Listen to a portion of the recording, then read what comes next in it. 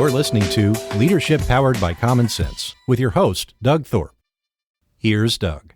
Well, hello again, everyone. Great to be with you this day. I have a friend and colleague who is joining us in our discussion, and we're going to talk more today about the entrepreneurial world, the founder-owner mindset, and some of the challenges and opportunities that may be out there.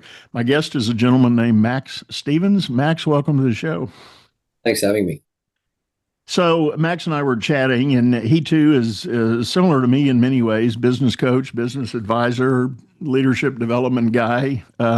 Max, I always like to start by asking folks to share a little bit about their journey and what got you into this realm that you're in now. Yeah, absolutely. So I was lucky / unfortunate that I grew up in a drug addicted household, and that for anyone who's familiar with the literature around the children of addicts, generally the pain point is always very similar, which is that if my insert parent, so like for me, it was my dad, if my dad had really loved me, he would have been able to get healthy and he would have been able to get clean and he would have been able to get off drugs. And because he wasn't able to do that, there must be something wrong with me. I must not be lovable in some way. And so that pain point generally gets expressed in one of two ways, in that either the child will go through their life and seek out the confirmation of that belief, right? So they normally won't amount to much, will normally be quite self-destructive in many ways because they're going, they're seeking the validation of that belief, or they will seek disconfirming evidence to that belief. And so I was just lucky that I slipped into the second category. So in that I said, right, I will show you that I am worthy. I will show you that I am lovable. And that sort of moved me into like the pursuit of success and performance, in spite of the fact that this emotional pain point within me would never get resolved, in spite of anything that I had been able to achieve. And that then moved me to go to India when I was sort of 17. I was quite young. And during my time in India, there was quite a very, very significant formative experience that I went through when I was there, because I was walking through like a very, very poor sort of slum area. And there was a man who was sitting on the side of the road, and he was sort of in a meditative posture, and he was very, very clearly homeless, very clearly homeless. And he was crying when he was sitting on the side of the road. And I stopped and I said, "Oh, sir, apologies, I don't speak the language. I just want to make sure you're okay." And he looked up at me and said, No, I'm completely fine. And I said, "Oh, wow, you speak perfect English." And he said, Yes. And I said, "Oh, apologies, I was just checking. Are you okay?" And he said, "Oh, no, these are happy tears." And I said, "Oh, that's great. Like, did you get good news, or And he said, No. And I said, "So, why are you so happy?" And he looked back at me and said, "Because I am." And that never left me. I thought that there's something very profoundly wrong about the way I was orienting myself in the world. And that then sort of moved me into the practice of meditation and personal development. And as I went deeper and deeper into my meditative practice, I was still in a tremendous amount of pain and had an unconscious belief that success would cure my unresolved emotional fractures. But fundamentally, what ended up happening is, as I went deeper and deeper into this practice, eventually what ended up happening is that these beliefs that I was holding about myself, they started to make themselves manifest to me in front of me. And one such belief is the one that I just described, that if my dad had really loved me, he would have been able to get healthy. And I for the first time in my life, after a decade or longer of this journey, I was able to sort of look at that belief finally from an objective perspective. And I could ask myself, well, is this actually true? Is this belief actually true, that if my dad had really loved me, he would have been able to get healthy? I was able to investigate this belief, and I asked myself, I didn't ask, I noticed that, Max, your dad has been an addict since long before you were born. long before you were born. And the idea that just because you have now turned up in the world, that he needs to do or not do certain things for you to feel loved. From a child's perspective, it makes perfect sense. But certainly from where I was sitting, I thought it's quite a selfish viewpoint, that my dad needs to be a particular way in order for me to feel certain things. And I asked myself, okay, well, let's assume that this wasn't true just for a moment. What would the implications of that be? And one of the implications of that would be that, well, I am lovable and I am enough. And in that moment, it was like a lightning bolt hit me. I could feel like my whole nervous system got sort of rewired, in that moment. And what became inescapably clear to me, Doug, after I came out of that experience, and it left me, is I was also working with a lot of high-performing athletes at the time. So that's actually my background. I started as a high-performance coach with working with professional athletes, professional and semi-professional athletes. And it became inescapably clear that, these high performers that I'm surrounded by, they're doing the same thing. They are attempting to compensate for some sort of pain within them through the acquisition of achievement. And so the content might be different. Like for me, it was my dad, and for someone else, it'd be their brother, for someone else, it'd be their mom, for someone else, whatever. But the context or the way in which it is playing out is the same. And so that got me then very, very deeply interested in the archetype of the high performer and how high performers actually become high performers in the first place. And through now thousands and thousands of hours of working with them, yes, I have validated that conclusion repeatedly. Part of that story reminds me, I had a guest on my show a while back, a lady named Ruth Goshen, and she has written books about high performers. She's done some interviews and studies, and so she has interviewed Nobel Prize winners, astronauts, Mount Everest mountain climbers, and all manner of things, really out of the realm of sports per se, but just these life achievements that happen. And as her book was coming together and getting ready to be promoted, there was a big reception where a bunch of these people that were subjects of her study came together. And I vividly remember her saying one of the most dynamic things that she observed in that moment was the astronaut wanted to go find the Nobel guy. The Nobel guy wanted to go find the Everest guy. The Everest guy wanted to find the astronaut, and there was this adulation of and excitement for somebody else's big achievement, and the individual who themselves had achieved a great thing was really minimizing what they had achieved because they were looking at somebody else that had done something in their mind that was bigger.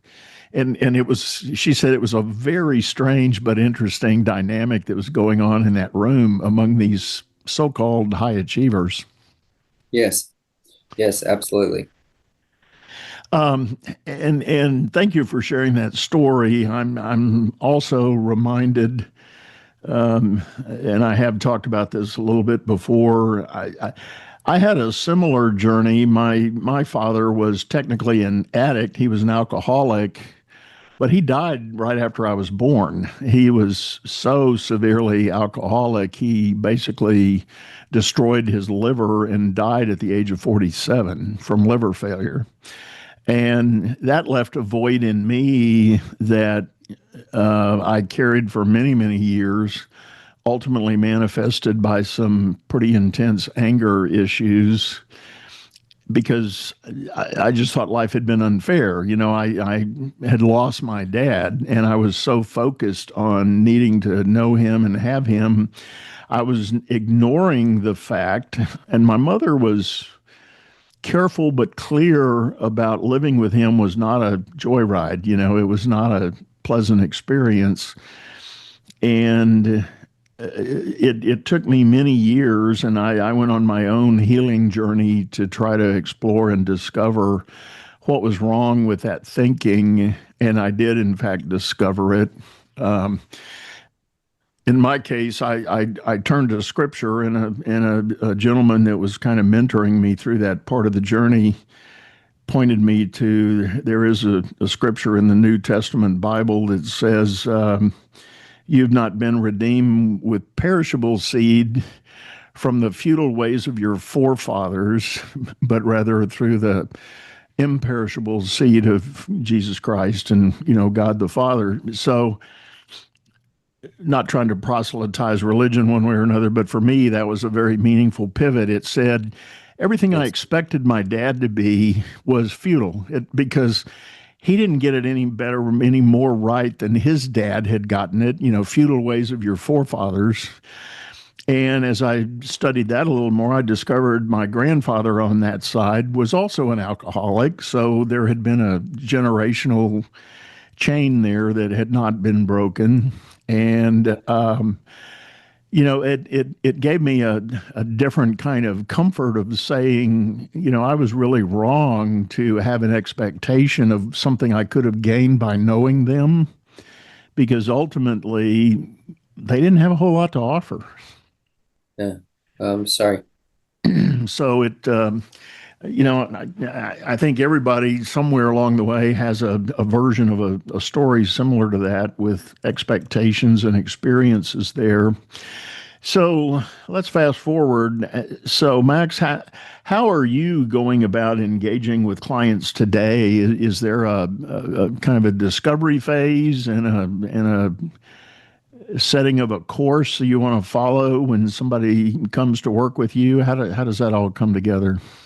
Yeah. So the one of the things that I have always found a little bit distasteful about our, sort of industry, Doug, is that a lot of coaches and personal development practitioners are normally like ex-corporate or ex-athlete, for want of a better way of saying it, burnouts, that are now trying to build, like, that couldn't make their own career work and are now trying to build a lifestyle business for themselves, you know?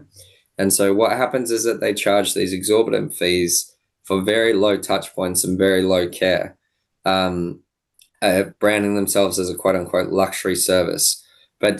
And the other thing that I find that they do is that they build and design these programs like in their office, and they'll shop them out and they'll say, Doug, like, you'll get on a call with me and I'll say, Doug, I've got just the program for you. It's my leadership accelerator, whatever it's called, but like the problem with that, in my view, is that all of that is about me. It's not about you. Like, if you're my client, like, the work needs to be built around you because you're the person who's going to be doing the growing here. And so the way that I sort of like to structure that phase is there's 3 different tools that I use. So the first is what's called an ontological profile, which is like 244 questions, and it will give someone 32 different metrics of their performance on a scale of 1 to 10. You think like 7 through till 10 is high performance, 5 and 6 is not helping you, not hurting you. Anything under 5 is an area for growth. So that's like life on the inside. A wheel of life assessment for life on the outside. Anyone who's familiar with personal development is probably familiar with one of those. And then a values distillation. So what's important to you?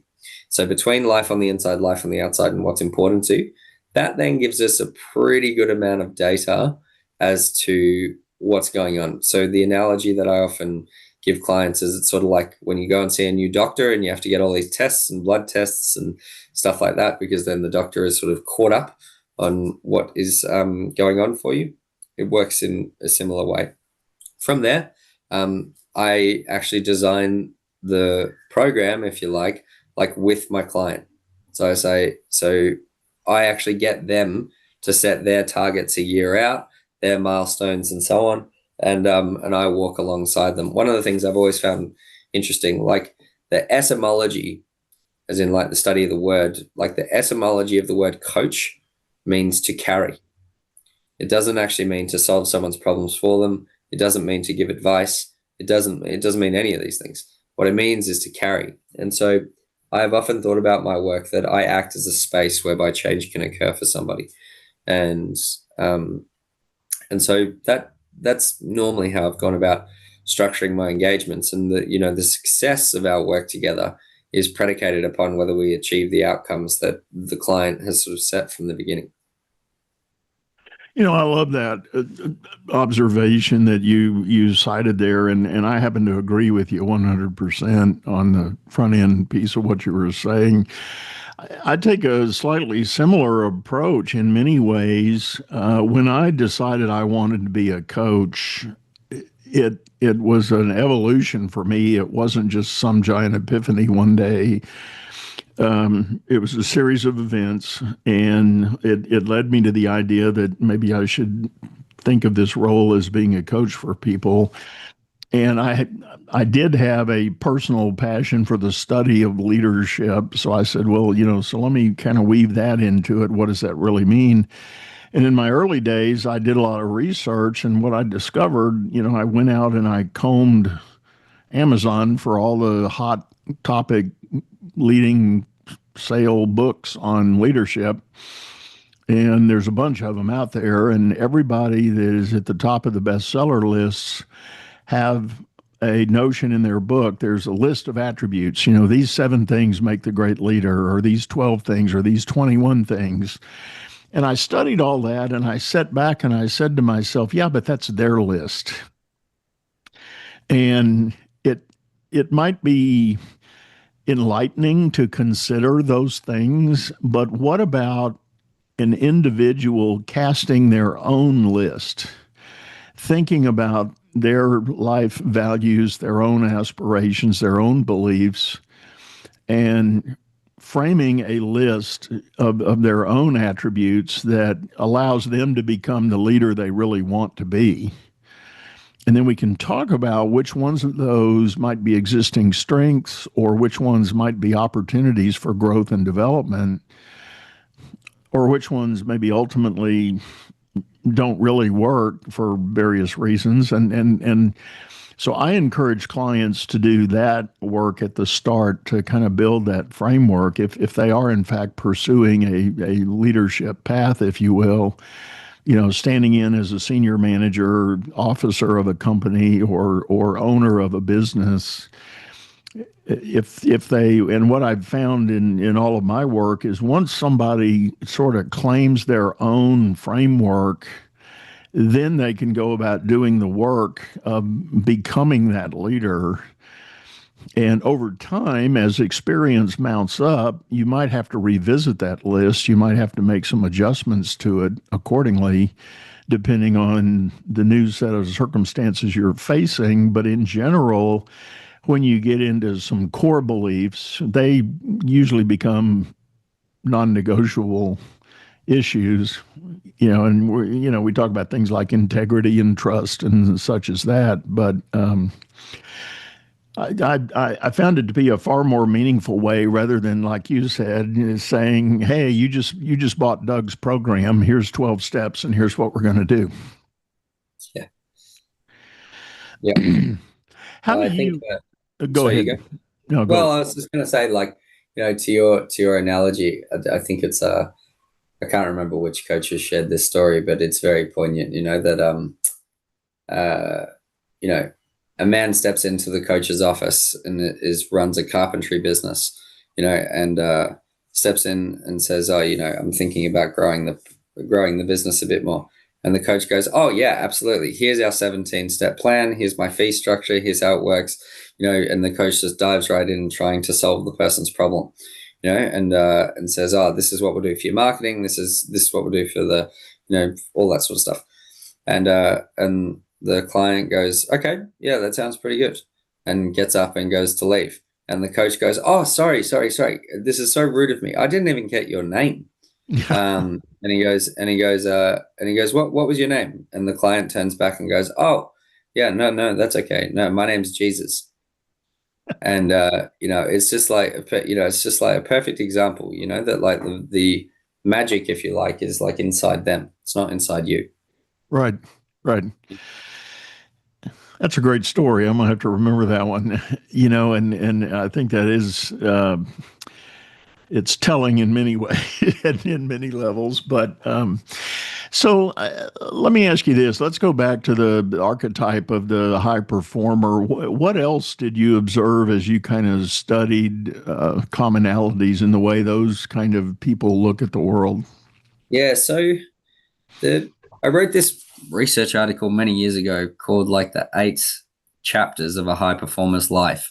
And fundamentally the high performer's journey is normally born of some sort of pain point.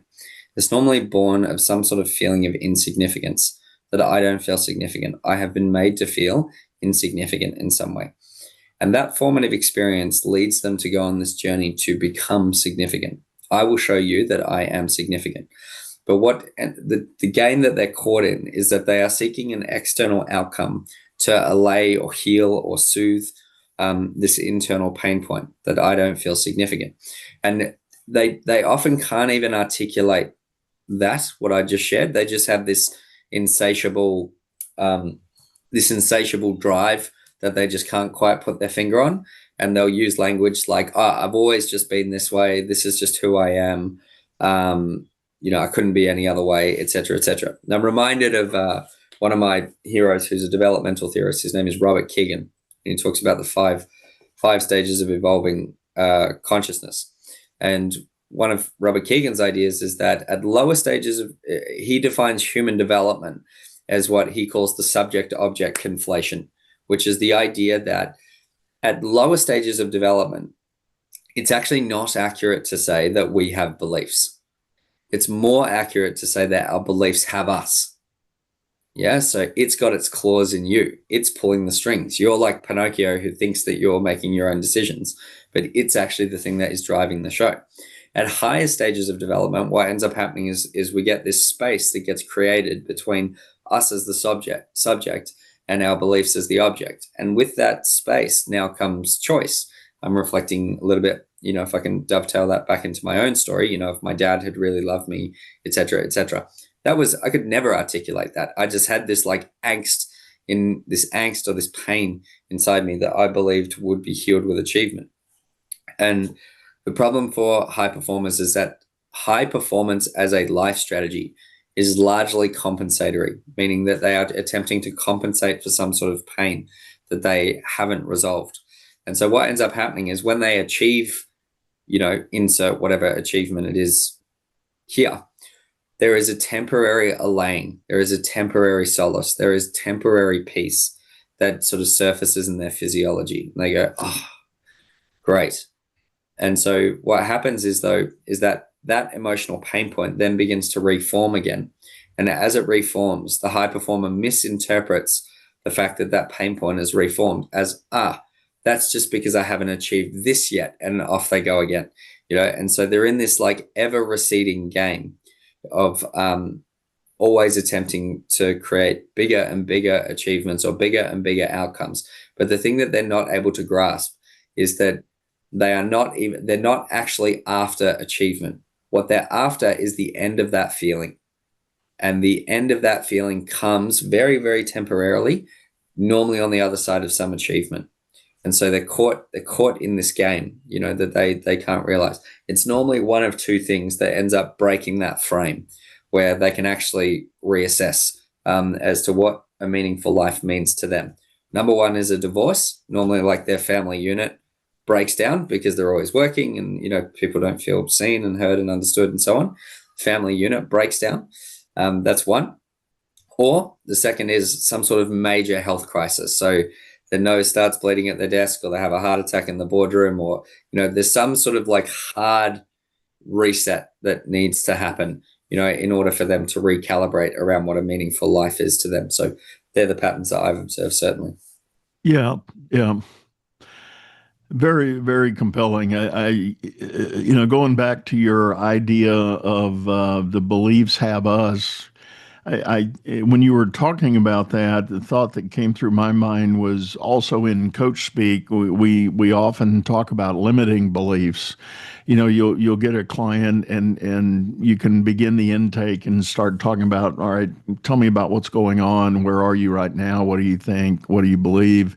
And it's for many, it's the classic stuff that we learned as children. You were told, you weren't fast enough, you weren't smart enough, you weren't pretty enough, you weren't whatever. It was all the kind of the negative connotation, and that becomes some part of a belief system. And uh, I've told this story before. When I was in graduate school, trying to finalize an MBA, I had one professor that did not want to vote to confer my degree because he thought I was weak in the finance area. And at the board meeting, when I was doing my final review, he said, "All right, bottom line, I'm going to vote to confer your degree, but you have to make me a pledge." And I go, "What? This is weird. What do you?" He said, "I want you to promise me you'll never take a job in the U.S. banking system." I thought, Okay. "What? Okay, why would I do that?" And he said, "Because I don't believe you have enough of a fundamental understanding of finance." I said, "Okay." And, I was kind of a sassy 26-year-old at the time. And I said, "Sure, I can sign up for that." And I didn't know what I was going to do, and that didn't sound like a big deal. Well, lo and behold, fast forward 2 more years, I was leaving the U.S. Army and looking for a job, and I found a job at a bank. and and for the next 25 years, I was a banker, and quite quite successful at what I was doing. Thank you very much. And I thought, for me, it was a little bit of a life lesson. And to be honest, when I was offered that job, I didn't even think twice about what this old professor had said. But I thought about it in later years, and I thought, if I had really taken him to heart and somehow gave value to that pledge that I made, where would I be? I would have missed 25 years of a great start to a career that has, taught me a lot and showed me a lot and gave me a lot of exposure to so many things that I value to this day. And I think it's safe to say none of my clients have ever questioned my ability to help them with their financial matters that we've got going on. Mm. So we hear these things and we get programmed, and it may not be as traumatic or dramatic as an addicted parent or a otherwise mentally unstable parent, but there's still inputs that can affect us if we agree to take them on as burdens. And Yes. it's that belief that becomes controlling to you. It's the noun versus the I'm sorry, how'd you put it? Noun versus subject, I guess. Oh, yes. Subject, object. Yeah, that's Yeah, right. yeah. Subject and object. That's right. That's Yeah. right. But yeah, no, I tend to agree. I'm reminded of, I think it's Viktor Frankl, he says, there is a stimulus, a space, and a response, and in that space is all of your power, and I think that that's true. Yeah. Do you see people that are again back to the achieving at high levels? Do you see a detour, a departure on one versus another, in that they finally come to the recognition they're chasing that elusive pain point, and maybe they come to the realization that that's been the driver all along, and they Well, overcome. like a big problem for high performers, particularly in contemporary culture, is that they're actually valorized. So, that the that compensatory strategy is actually misunderstood as like discipline and, like work ethic and like all of these things that we sort of herald as like good things. All And the so sacrifice and it's effort and all everything. all that stuff. Yeah, that's right. So the idea is that the seeking of that external outcome to allay that internal pain point, like collectively as a culture, we've sort of agreed that that's a really good thing, which is a shame, in my view. So the fundamental journey, in some sense, that I tend to go on with clients is that if you can see that there's nothing wrong with you, then your work is no longer about healing yourself through the acquisition of achievement, but is now about contributing powerfully to the world. And I believe that the world doesn't move forward en masse. It doesn't move forward through the masses. It normally moves forward through like exceptionally high achieving people, in their spaces. And the thing that I have always found to be quite tragic about high performers is that they are people that really could change the world, but they are just caught up in themselves. And I think that that's a shame. And so my work fundamentally is about integrating those experiences. So then that way they can find completeness in themselves. Then they are actually and the irony that a lot of high performers don't get is they'll probably make more money. They'll probably be more successful than they were before. It just won't mean the same thing to them in the same way. Yeah. I'm reminded for many years, and I'm sure I'm going to get letters about this, but I'm going to make the statement anyway. For many years, I observed Tiger Woods and his meteoric rise in the golf world as a cautionary tale that I thought was eventually going to crash and burn. Right. And I didn't say that to wish him ill. But I told my friends and anybody that cared to listen in the moment, he would be out blazing the trail, winning a tournament by 8 or 10 strokes, and everybody go, "Ooh, that's so amazing." And I kind of took the stance, I pity him. I think he's too tightly wound. I think the drive that his father pushed him through, and I don't know anything about the real dynamics. By many accounts, there was a loving, respected relationship there. I don't know how true that is one way or the other. But I feared for him, and sure enough, as we all know, there was a personal crisis that just pretty much imploded his whole world. First with his marriage, and then ultimately that crash that ruined his body. And he's never been the same golfer ever since. He's tried, and I give him, and we're back to that, the pain, sacrifice, and effort to get back to the top of the game. Everybody admires that and gives him credit. And again, I'm not wishing him ill, but I've got to say, I was not surprised when all that happened. Oh yeah, of course. I mean, yeah, it's psychoanalysis 101 that will tell you that, whatever you repress will spring back with a vengeance, and if, I don't know much about his story, but with any high performer, if they have these feelings that are, deeply repressed, the psyche finds a way of making them manifest in some way. Yeah. Yeah. Fascinating stuff. Well, Max, I think we're about up on time. I really appreciate you pitching in here and sharing your story and your observations. Tell folks the best way to get a hold of you if they're interested in knowing more.